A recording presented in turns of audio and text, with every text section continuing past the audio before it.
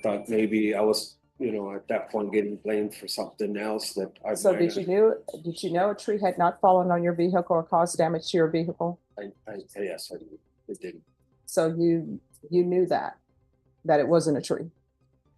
I need yes or no. Yes. So did you see any of those pedestrians? And then it states that this Rodriguez person that you stated, you did a hit and run and that you hit somebody and then you rolled over and went back to sleep. So did you ever tell that person you hit someone? No. So why would they say that? I didn't speak to her that night. When I got there, she was angry because I got there late. Mhm. But as far as physically talking to her, like I said, she was already in bed. My son was already asleep. The court is going to sentence you to 10 years in the prison. This reckless manipulator created a situation built on dishonesty, leading the judge to respond with a clear and firm decision to set things right. Morning. Good morning. And this is the sentencing, correct? All right. So, excuse me. So this is the sentencing. What ends up happening is someone has entered into a plea bargain agreement and probation will prepare a pre-sentence investigation report. It's just it's the person's entire background, the criminal history, if they have any. And then the state or the defense will get a chance to present whatever witnesses or evidence they want presented. All right, the court is calling 2024 CR 007421 State versus Johnny Ruiz Jr. Can I have parties announced for the record? State. Defense. Ray Lopez for the defense. And are you Mr. Ruiz? Yes, ma'am. All right, you entered a plea on January 28th of no contest to the offense of collision involving death. According to your plea bargain agreement, punishment is to be assessed at a cap of 10 years in the prison. There's a $2,000 fine. The state is opposed to your applications, and there's to be restitution to the next of kin of the deceased. Have both parties had a chance to review the PSI report, state? Yes. Defense? Yes, Your Honor. Any objections to the PSI report, state? No. Defense? No, Your Honor. Any witnesses, state? Defense, any witnesses? To Your Honor, my client and his employer, who's going to be very brief. Oh, well, it can take as long as it takes, but Two witnesses. all right, who would you like to call, counsel? I'll start with Mr. Reese. All right, Mr. Ruiz, can you raise your right hand for me, please? Do you solemnly swear or affirm the testimony you give will be the truth and nothing but the truth, so help you God? Yes. All right, you can lower your hand, state your name for the record. It's Johnny Reese Jr. All right, defense, you may proceed. Thank you, Your Honor. So you're here today asking the court for probation. Is that correct? Yes. Can you tell the court in your own words kind of what happened that day of the incident? I just gotten off of work that day. I went to a friend of mine's. We were supposed to catch up on a video game. That's what we did most of the night. From there, we got something to eat before we got any later. Anything closed down. We ended up getting some Fred's fish that day. No, I believe they took a little bit longer. I fell asleep on a nap waiting for them. From by the time they got back, I noticed it was already late. That's I ate, what they brought. From there, I took off home for where we were staying at, where I was staying at. And during that moment, something happened and ended up. Sorry. Noticed I had hit something. Wasn't too sure what it was. The fact that it was dark in that area. Drove a little bit further down, stopped. Before I saw the light, I believe there was a hotel there. Figured maybe I'd stop there just in case he did see anything or anything happened. I was able to offer help, honk the horn, something. Rolled my window down, I didn't see anything. I didn't see nothing. I didn't hear nobody. Assuming that, I may have struck an animal or something. So I left.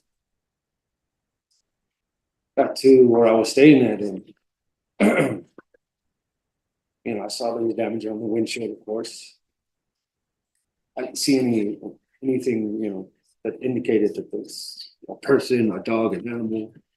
I'm pretty sure if I would have hit an animal or something, I would have saw blood or whatever the case is. But didn't see anything that I figured. I was like, maybe somebody threw something in my car or something. I mean, if there was nothing wrong. That's when I started thinking negative, and I would have stopped there, something would happen to me. Somebody did throw something in my car. At that point, I figured that I would have been okay. I mean, I didn't see nobody. Next morning, I knocked on the door. It was a detective and told me that there had been an accident. And I might have been involved in something, an accident that happened down the street.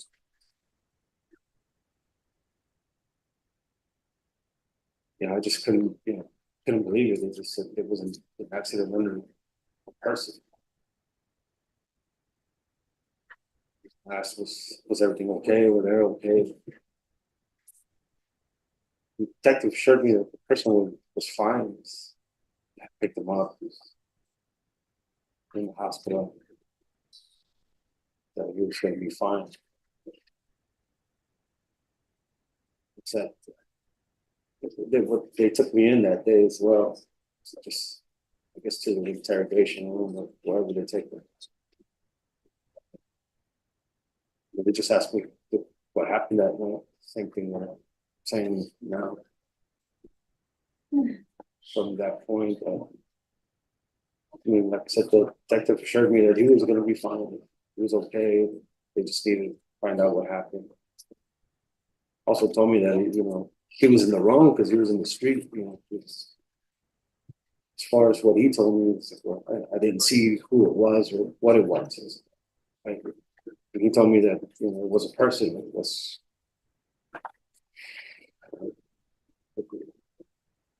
It just upset me. I just wouldn't think in my right mind it would have been somebody there walking in the middle, in the dark alley.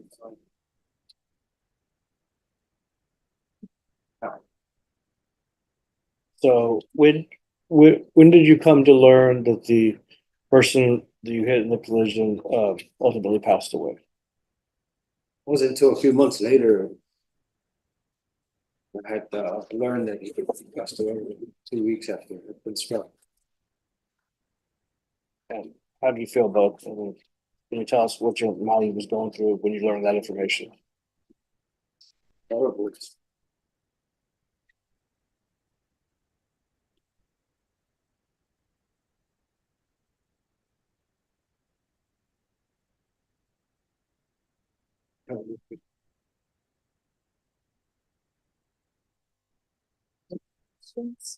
I gotta live with I'm sorry, what? something that I have to live with. It's a terrible feeling. Do you still think about it to this day? Think about it every day. Every day. Can't go to sleep. There's times when I stay up till 4, 5 in the morning. I gotta go to work the next day. I gotta work through it. It bothers me every day. Why do you feel that you're a good candidate for probation? I have a family. I have my kids. I have an obligation to support my kids. I love them a lot. After being away from them, not being able to help them, provide food.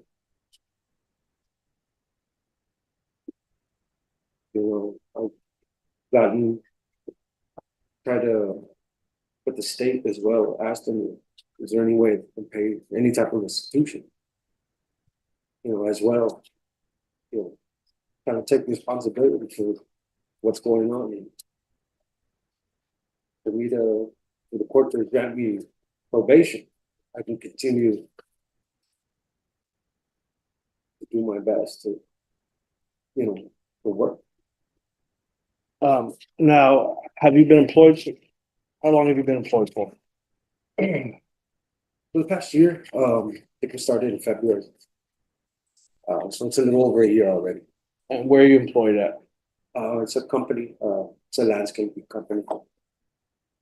Okay. And do you know if you'll be able to continue your employment after, if you get put on probation? Yes. Sure, I will. And aside from your children, do you have any other family members that you're helping to they rely on you? Well, I mean, at the time, right now, it's, my kids, my mother's sick, other than that, she's disabled, so. I mean, I'd really like to get to be more involved with her as well. And have you had any have you ever been arrested in the past 20 years? No. And you I've haven't, never been arrested. and how old are you? 38 years old. Okay, so you had a few incidences when you were a minor. Well, I believe so. I think it was, I think in middle school. No, there was one incident that I went to juvie for a day or so. I can't remember how long it was. But since you've been an adult, you have not had any issues with the law until No. this incident. Last witness. Any questions? Yes, Judge. So Mr. Ruiz, at the time of the offense, you were staying at a roadway inn that was located on Enrique Barrera Parkway, is that correct? Yes. Okay, and so the accident happened somewhere on Old Highway 90, is that correct? Yes. And so those locations are kind of close to each other, right? Yeah. Okay. Can you kind of give me an idea? You said that you stopped at a hotel. Did you stop at the roadway inn or a different hotel? Well, I mean, where I was staying, I can't remember what it was called. I think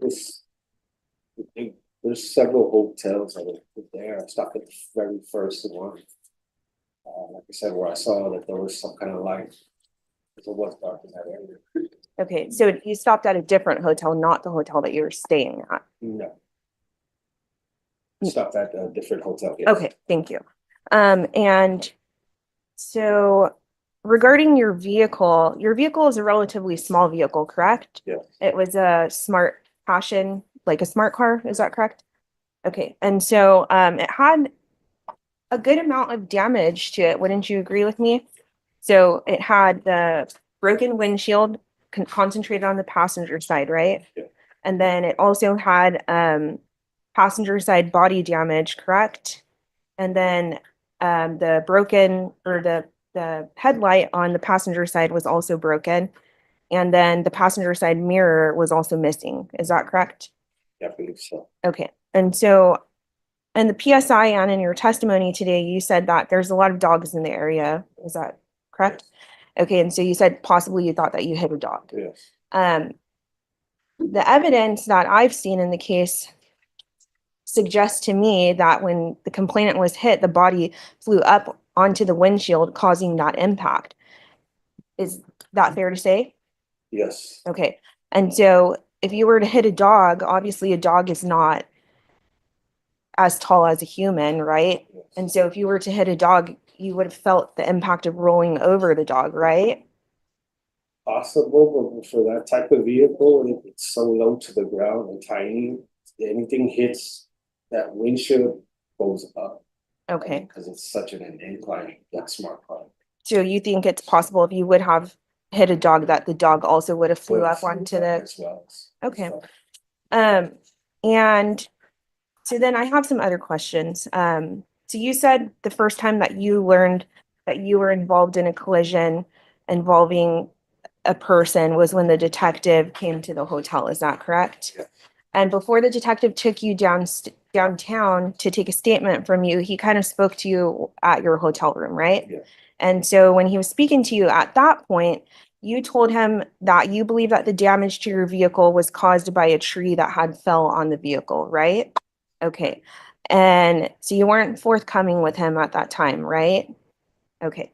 And regarding who is Cecilia Rodriguez? That was supposed to be my wife or my ex-girlfriend. Okay. At this time. And is she the mother of one of your children? Yes. Okay. And so she has no reason to say anything false against you, right? She should have. Okay. And she was staying with you at the roadway and at that time, right?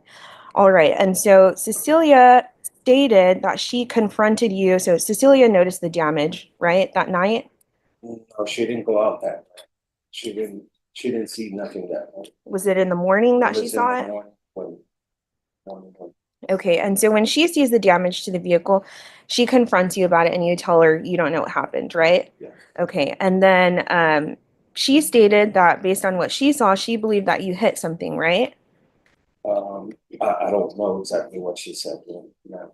Okay, so if that evidence is stipulated too, so I'll just move on. But Cecilia also stated that she believed that you looked inebriated on that day when you returned to the hotel room that night.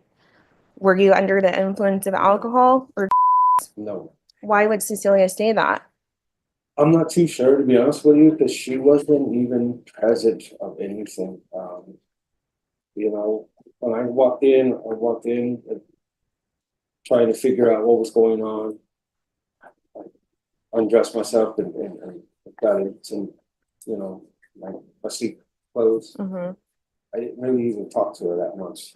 When I got there, she was already asleep. When I told, you got a key card to walk in. Mm-hmm. So she was asleep. Like I don't see why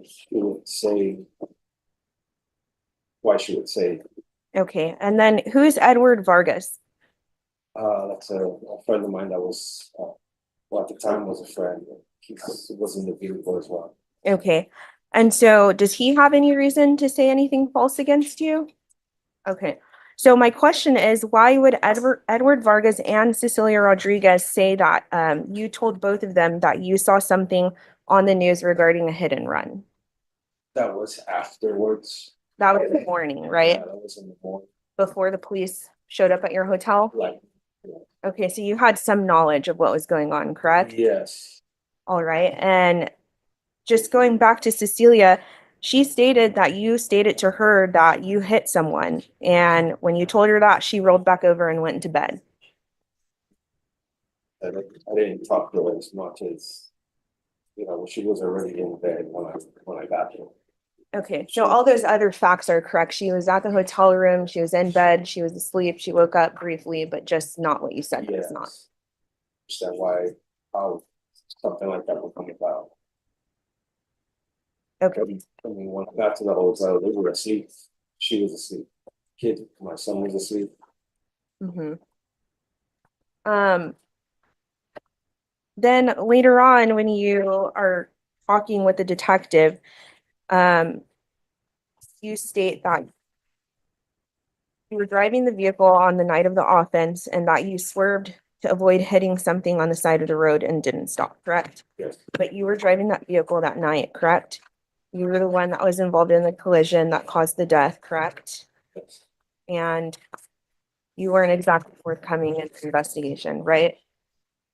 And at the time when he asked me these questions, I didn't know where he was going with it. So there might have been a little defense on my end, yes.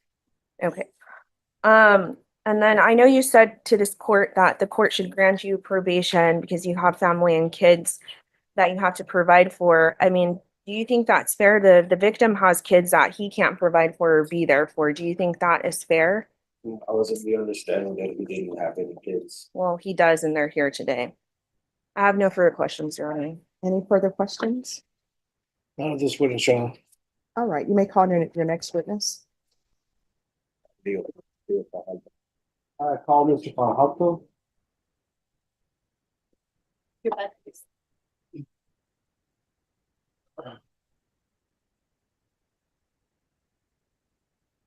Oh, hello. Could you raise your right hand for me, please? Do you solemnly swear and affirm the testimony you give will be the truth and nothing but the truth, so help you God? I do. All right, you can lower your hand, state your name for the record. All All right, defense, you may proceed. Sir, how do you know Mr. Reese? He's been working for me for a little bit over a year. And how is he employed? In what manner of work? He's Boy, it's a landscape company, landscape and irrigation company. He works with one of the crews. Okay, and how have you known him to be as a person while he's been under your employment for the past year and It's been 13 months, so since he's been honest, reliable, he goes to probation and he comes back to work the same day, 9:30, the latest, still time. will he continue, if he is granted probation, will he continue to be employed through your company? Yes, sir. And if he is granted probation, are you willing to work with him to have him do whatever classes, community service hours, whatever conditions the court imposes? Are you willing to work with the schedule so that those can be, he can complete those? Yes, sir. Pass the witness, Your Honor. Any questions? No, Judge. All right, thank you so much for coming down. All right, Mr. Ruiz. I just have a few questions if there are no Yes, ma'am. objections. All right, so in the stipulations, when the officer comes to the hotel, you say that you said that a tree caused the damage to your vehicle? Yes. All right, so you're saying you thought that or what? Well, Did a tree fall on your vehicle? No, So why did you think a tree caused damage to your vehicle? at that time at night, I felt like when I didn't see anything that the next morning was. No, I'm just wondering, I didn't know what he was going with it, Your Honor. I thought maybe I was, at that point getting blamed for something else that I. so might did you know a tree had not fallen on your vehicle or caused damage to your vehicle? Yes, I did. It didn't. So you knew that it wasn't a tree? I need yes or no. Yes, All right, and then according to the stipulations, there were 2 pedestrians in the roadway. So did you see any of those pedestrians? And then it states that this Rodriguez person, they're stating in the stipulations that you stated you did a hit and run and that you hit somebody and then you rolled over and went back to sleep. So did you ever tell that person you hit someone? No. So why would they say that? no, Okay. I mean, I didn't speak to her that night. When I got there, she was angry because I got there late. Mhm. But as far as physically talking to her, like I said, she was already in bed. My son was already asleep. All right, thank you. All right, any further questions? No question, Your Honor. No, Judge. All right, this is what the court is going to do. The court is going to find you guilty. The court is going to sentence you to 10 years in the prison, give you credit for any time served. There's a $2,000 fine. Time and money will run concurrent. There's to be restitution to Francisco Aldaco, and that is to be payable to his next of kin, which is Juanita Aldaco. Did you review the document entitled Trial Court Certification of Defendant's Rights to Appeal with your attorney? Did you understand it and sign it? Because this is a plea bargain agreement, because I followed your plea bargain agreement, and because you waive your right to appeal, you do not have the court's permission to appeal. Because this is a felony conviction, you're not allowed to own or possess any weapons or ammunition. If you have a question over what a weapon or ammunition is, you'll need to speak to an attorney. Do you understand?